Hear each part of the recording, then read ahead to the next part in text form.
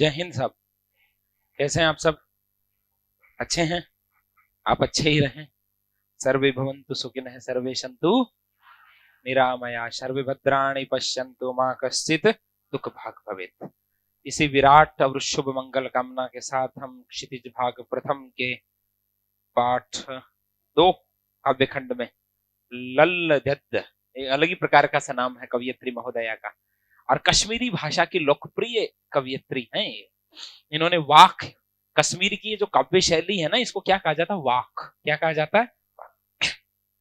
देखो, कश्मीरी भाषा की लोकप्रिय संत कवियत्री, कवियत्री शब्द को शुद्ध लिखना सीख लो। कवि लिख करके कवि यत्री करते हैं तब गड़बड़ हो जाता, कवयित्री होता। लल्लद्यद् का जन्म सन 1320 के लगभग कश्मीर स्थित पाम्पोर के शिमपुरा गांव में हुआ। उनके जीवन के बारे में प्रामाणिक जानकारी नहीं मिलती। लल्लद्यद् को लल्लेश्वरी, लला, लल योगेश्वरी, ललारिफा आदि नामों से जाना जाता है। उनका देहांत सन 1391 के आसपास माना जाता है। लल्लद्यद् की काव्य शैली को वाक कहा जाता। पंक्ति को रेखांकित ही कर लीजिए भैया, इसका ध्यान रखना है भाई। इन कवियत्री महोदया जो हैं, इनकी जो रचना शैली है उसको किस नाम से जाना जाता है? वाक। जिस तरह हिंदी में कबीर के दोहे, मीरा के पद, तुलसी की चौपाई और रसखान के सवैये प्रसिद्ध है, उसी तरह लल्लद्यद् के वाक प्रसिद्ध है। अपने मतलब वाक क्या हो गई? ये काव्य शैली हो गई। वाक क्या हो गई? एक काव्य शैली, कविता लिखने की शैली हो गई। अपने वाकों के जरिए उन्होंने जाति और धर्म की संकीर्णताओं से ऊपर उठकर भक्ति के ऐसे रास्ते पर चलने पर जोर दिया जिसका जुड़ाव जीवन से हो। उन्होंने धार्मिक आडंबरों का विरोध किया और प्रेम को सबसे बड़ा मूल्य बताया। लोक जीवन के तत्वों से प्रेरित लल्लद्यद् की रचनाओं में तत्कालीन पंडिताऊ भाषा संस्कृत, भाई जिस समय की ये हैं 14वीं शताब्दी की, उस समय संस्कृत जनभाषा नहीं रही थी, केवल पांडित्य प्रदर्शन की भाषा शेष रह गई थी। तो इनकी भाषा में ये पंडिताऊपन का मतलब ये विद्वतापूर्ण आडंबर वो नहीं है। कहां चले गए? हाँ, और दरबार के बोझ से दबी फारसी, और उस समय केंद्र के अंदर इस्लामिक सत्ता स्थापित हो चुकी थी, तो फारसी भाषा में बड़ा काम हो रहा था, उस पे दरबारों की छाप थी। तो ना तो इन पे विद्वानों की छाप वाली संस्कृत और ना दरबारों की छाप वाली फारसी। जनता की सरल भाषा का प्रयोग किया। जन सामान्य जिस भाषा का प्रयोग करना जानता था, इन्होंने उसी भाषा का क्या किया? प्रयोग किया। यही कारण है कि इनकी रचनाएं सैकड़ों सालों से कश्मीरी जनता की स्मृति और वाणी में आज भी जीवित है। वे आधुनिक कश्मीरी भाषा का प्रमुख स्तंभ मानी जाती है। सुनिएगा, शैव धर्म की अपन ये कहे ना कि जन्मभूमि क्या है, एक तरीके से तो अपन कह सकते हैं कश्मीर। कश्मीर से शैव धर्म का आविर्भाव हुआ है, ये अपन कह सकते हैं। देखिएगा,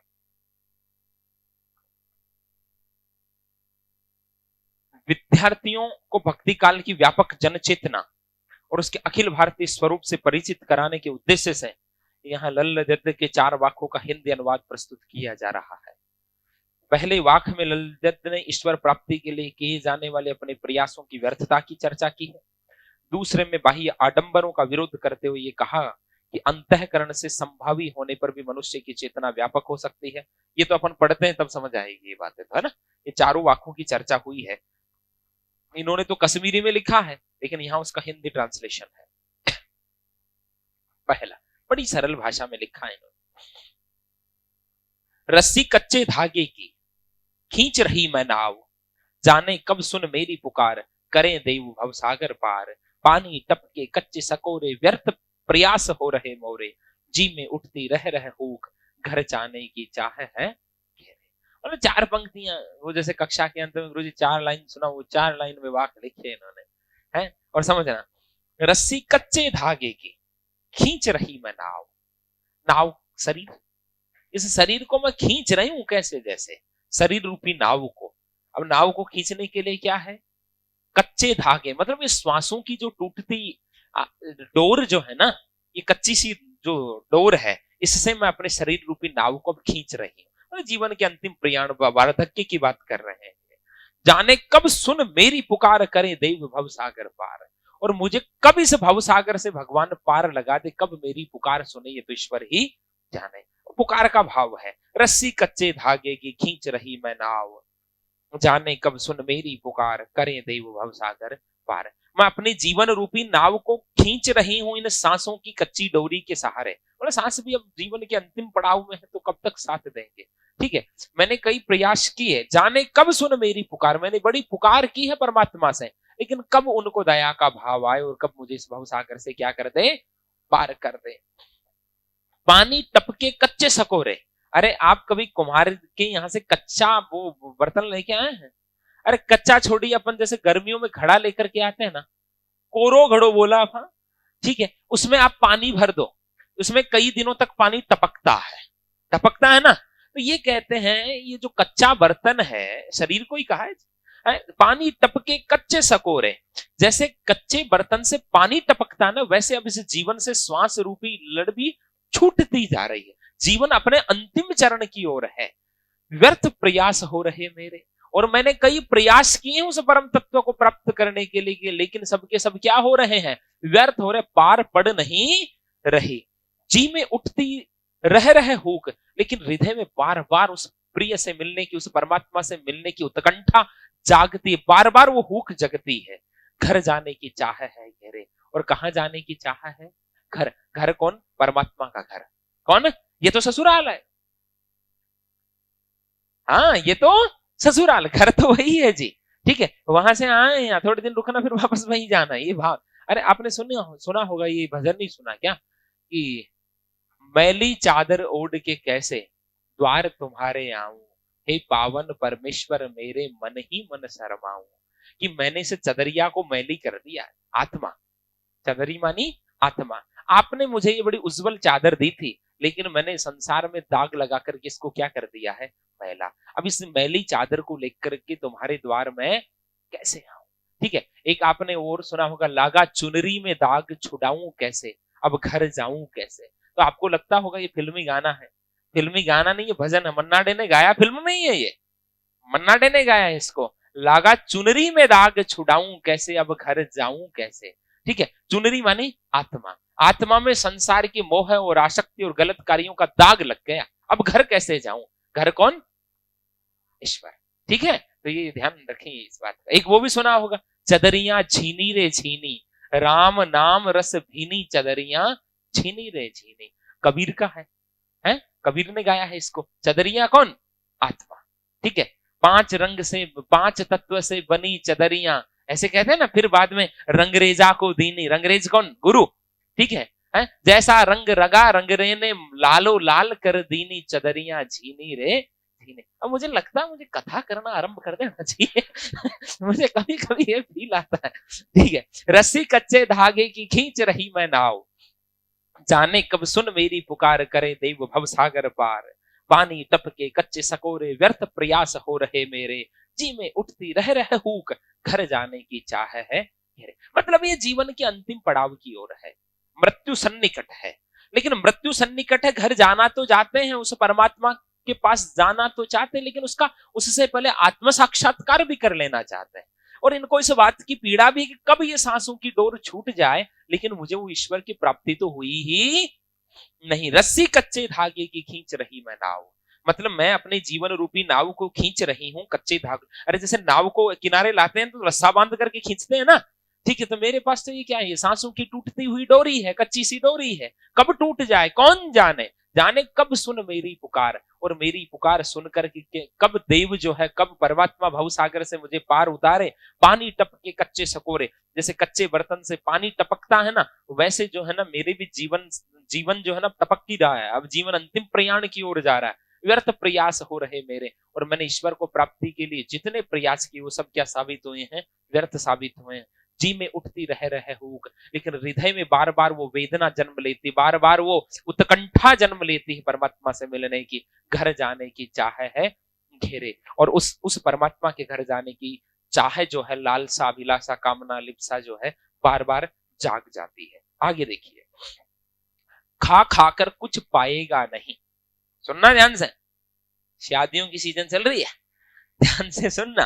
खा खाकर कुछ पाएगा नहीं, न खाकर बनेगा अहंकारी, सम खा तभी होगा समभावी। खुलेगी सांकल बंद द्वार की। अब देखो क्या क्या क्या शब्दों का प्रयोग किया है और अर्थ कहीं और ही निकल रहा है? क्या कहा? खा खा कर कुछ पाएगा नहीं।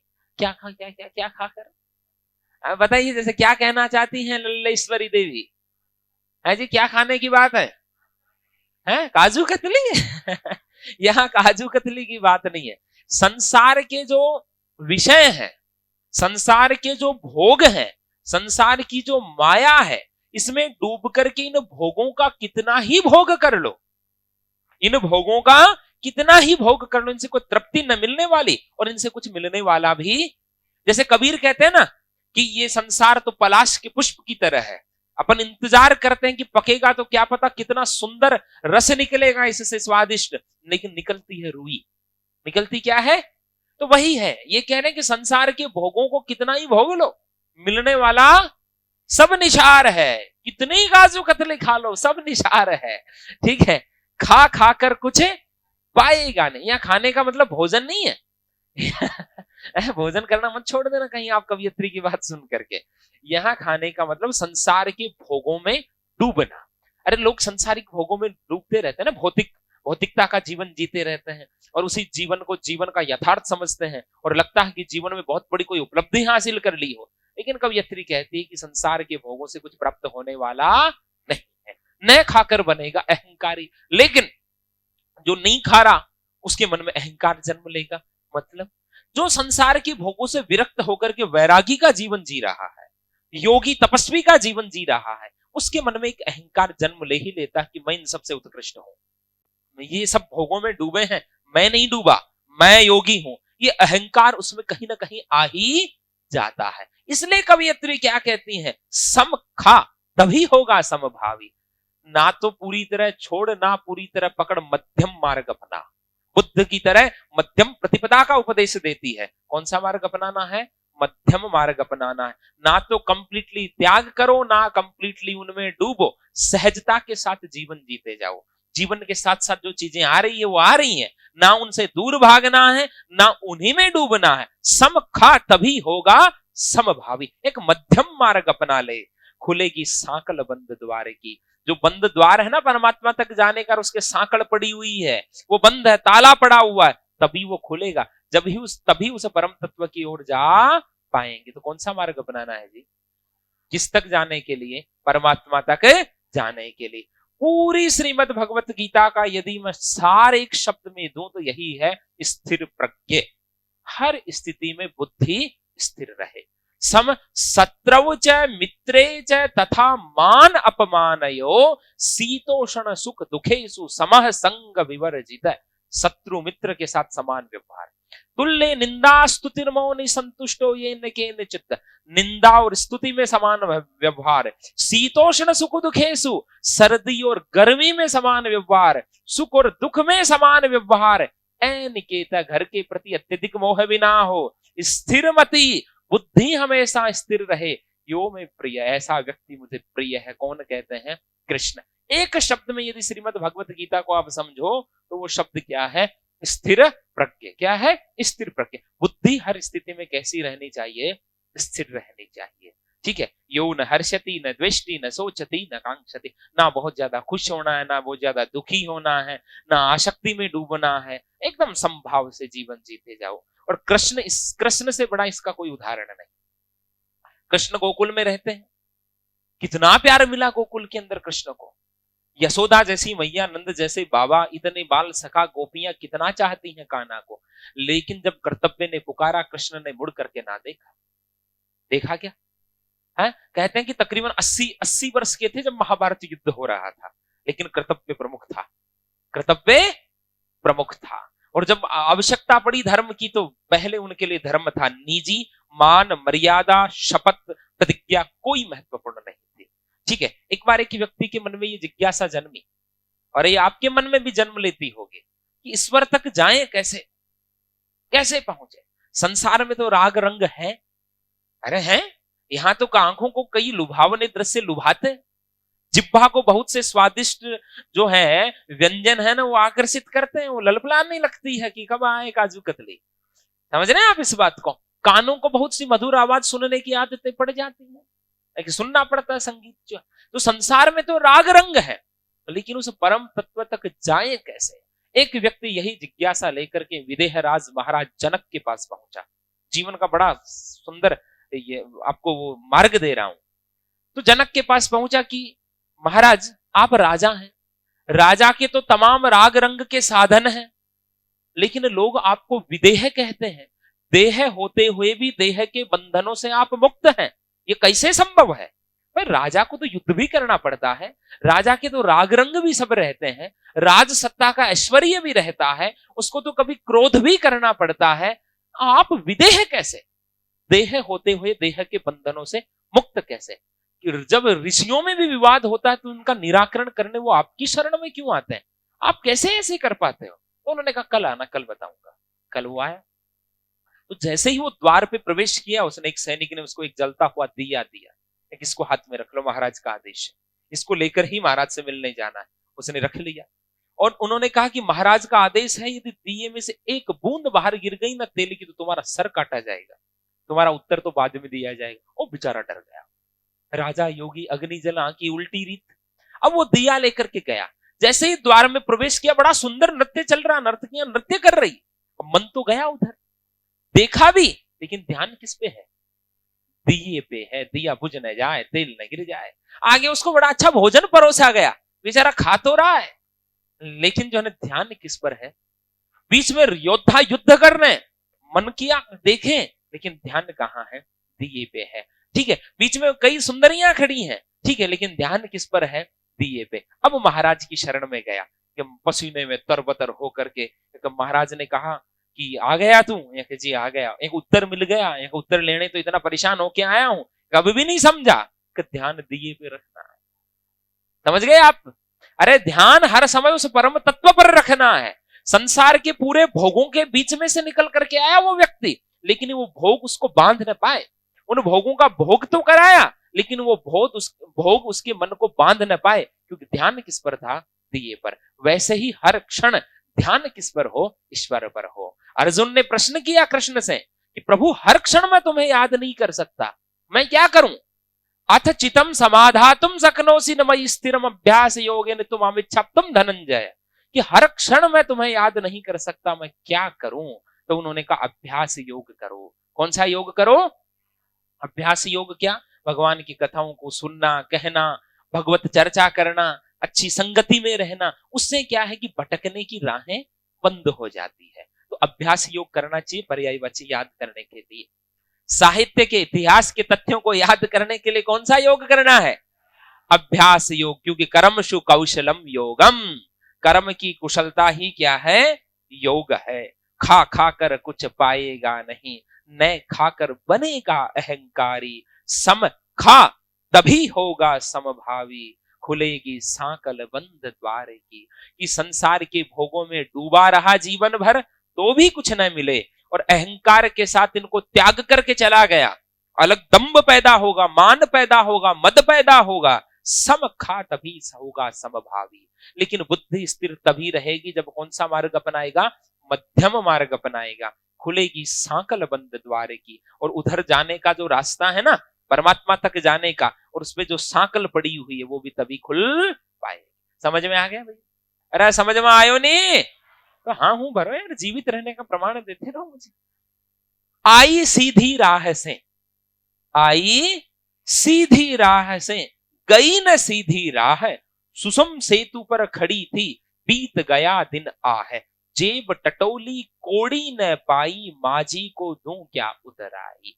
देखो संकेतों में प्रतीकात्मक शैली कि आई सीधी राह से, ईश्वर ने बड़े सीधे तरीके से यहां भेजा था। वही बात, निर्मल चदरिया देकर के भेजा था। ठीक है, आत्मा एकदम निष्पाप थी जब आप संसार में आए, आप और हम सब। ठीक है, संसार में आए तो कवियत्री कहती गई न सीधी राह है, लेकिन संसार में आए तो सीधी राह से, लेकिन यहाँ टेढ़े मेढ़े चले। वो कल वाली बात है, वो इंद्रियों के घोड़े हैं ना, कभी इधर जाए और कभी, अब वो मारवाड़ी बोले उजड़ चाला आधे। ठीक है, आई सीधी राह, गई न सीधी राह है, लेकिन वापस जाते समय राह टेढ़ी मेढ़ी कर ली, मतलब ज्ञान के मार्ग को छोड़ दिया जी, और पथ से क्या हो गया? विचलन हो गया। सुसम सेतु पर खड़ी थी, बीत गया दिन आहे। और क्या कर रही थी जीवन भर? सुषुम्ना के सेतु पर खड़ी थी। अब मैं नाथ पंथ में लेके जाऊंगा आपको। इड़ा, पिंगला और सुषुम्ना, तो मतलब उस कुंडलिनी जागरण के माध्यम से ईश्वर को प्राप्त करने के चक्कर में जीवन भर ध्यान और योग में लगी हुई थी। कवियत्री ये कहती है और उनकी निरर्थकता को साबित करती है। खड़ी थी सुषुम्ना सेतु पर, बीत गया दिन आह है, लेकिन मेरा तो पूरा का पूरा जीवन बीत गया। अब आह है, अब केवल पीड़ा है, प्राप्त कुछ भी नहीं कर पाए। मतलब इड़ा, पिंगला, सुषुम्ना नाड़ी साधना जो नाथों में चलती है ना, वो नाड़ी साधना में जीवन भर करती रही। ठीक है, कुंडलिनी जागरण की कोशिश करती रही परमात्मा को प्राप्त करने की, लेकिन मिला कुछ भी नहीं। ऐसे लगता है मेरा दिन तो, मेरा जीवन तो यूं ही बीत गया। जेब टटोली कौड़ी न पाई, और अब जब मृत्यु निकट है तब मैंने जेब टटोली, उसके अंदर तो कुछ भी, एक कौड़ी भी नहीं है, सच में ही नहीं है। माझी को दूं क्या उतराई, और जो माझी है संसार से पार करने वाला वो ईश्वर, अब उसको उतराई क्या दूं। अरे पार उतारने की उतराई तो देनी पड़े, किराया। भाव क्या है कि मैं जीवन के अंतिम चरण में आ गई, जेब टटोली कौड़ी ना पाई, और लगता है कि मैंने अपने जीवन में उसकी भक्ति की जो कमाई करनी चाहिए थी ना मुझे जीवन भर, उसके नाम जप लेने चाहिए थे, उससे प्रेम करना चाहिए था, वो नहीं किया। अब मैं उसको जाकर के क्या कहूंगी कि हरि तेरा भजन तो ना किया, मैंने तो जीवन भर तुम्हारा भजन तो नहीं। अब पार तो वही उतारने वाला है, पार उतारने के लिए उसको टैक्स तो देना पड़ेगा। अरे भाई किराया तो देना पड़ेगा ना। क्या किराया कि मैंने तुम्हारी भक्ति की, प्रभु लगाओ पार, हमें भी भवसागर से पार उतारो। लेकिन हम तो सुषुम्ना के सेतु पर बैठे थे कि यहां से अमृत टपकेगा, भंवर गुफा से अमृत टपकेगा, नाथ पंथ वाली बात कह रही है, लेकिन मुझे मिला तो कुछ है नहीं, और अब अंत में मैं खाली हाथ हूं।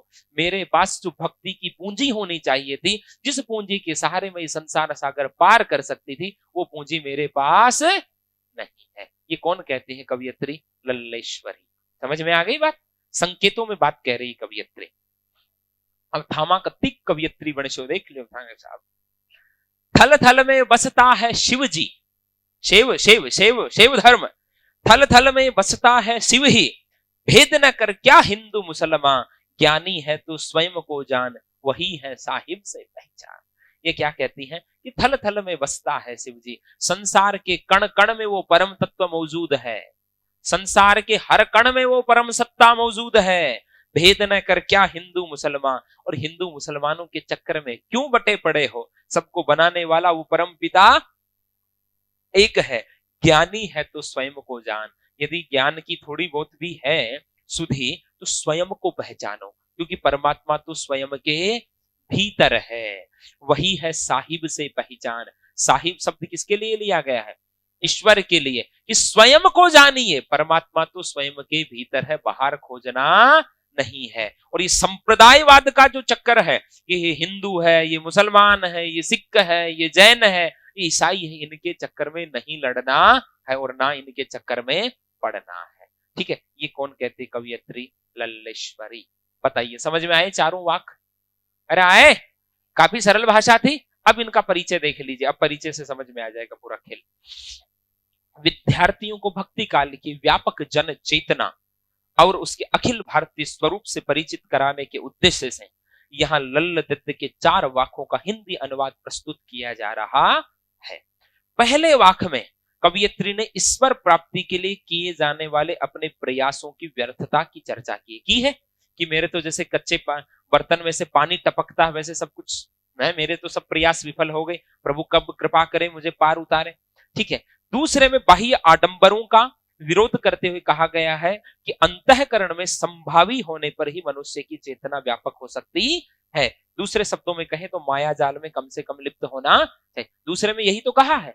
अरे दूसरे में क्या कहा है कि ना तो ज्यादा भोगों में पड़ना है, ना आडंबर करके योगियों जैसे आडंबर करने हैं, जीवन में समता हो, समभाव हो और सम मध्यम मार्ग से जीवन को पार पाना है। तीसरे में कवियत्री के आत्मालोचन की अभिव्यक्ति है। वे अनुभव करती है कि भवसागर से पार करने के लिए सदकर्म ही सहायक होते हैं। कहा ना कि मेरी तो जेब के अंदर एक भी कौड़ी नहीं, उतराई क्या दूं, क्योंकि जीवन तो मैंने जो है ना यहाँ ये सुषुम्ना के सेतु पर नाड़ी साधना में बिता दिया, झूठे आडंबरों में पड़ी रही, ना तो सदकर्म किए ना भक्ति की, अब कैसे पार जाऊं मैं। और अंत में भेदभाव का विरोध और ईश्वर की सर्वव्यापकता। कहा ना थल थल में बसता है शिव जी। ठीक है, ईश्वर व्यापक है, सर्वव्यापक है, आपके भीतर व्यापक है, भेदभाव से ऊपर उठना होगा। ठीक है, ललित ने आत्मज्ञान को ही सच्चा ज्ञान माना। कहना ना, ज्ञानी है तो स्वयं को जान है। और प्रस्तुत वाक्यों का अनुवाद मीरा कांत ने किया, अंडरलाइन कर लीजिए। इन वाक्यों का अनुवाद किसने किया है? मीरा कांत ने किया है। इसका अनुवाद वो अंडरलाइन कर लीजिए।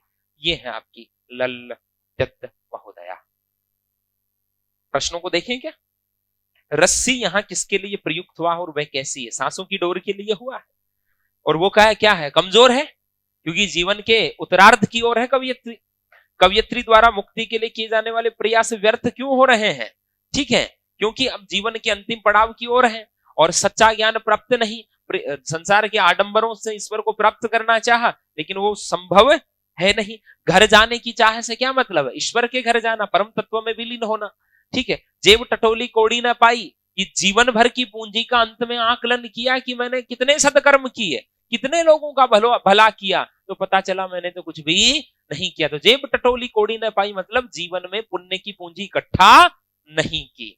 ठीक है, खा खाकर कुछ पाएगा नहीं, न खाकर बनेगा अहंकारी। संसार के भोगों में लिप्त होकर के तो कुछ मिलने वाला है नहीं। और यदि आडंबरों के चक्कर में पड़ करके योगियों का सा एक अहंकार पनप जाएगा, उससे भी कोई लेना देना है नहीं। बंद द्वार की सांकल खोलने के लिए ललित ने क्या उपाय सुझाया है? क्या सुझाया भाई?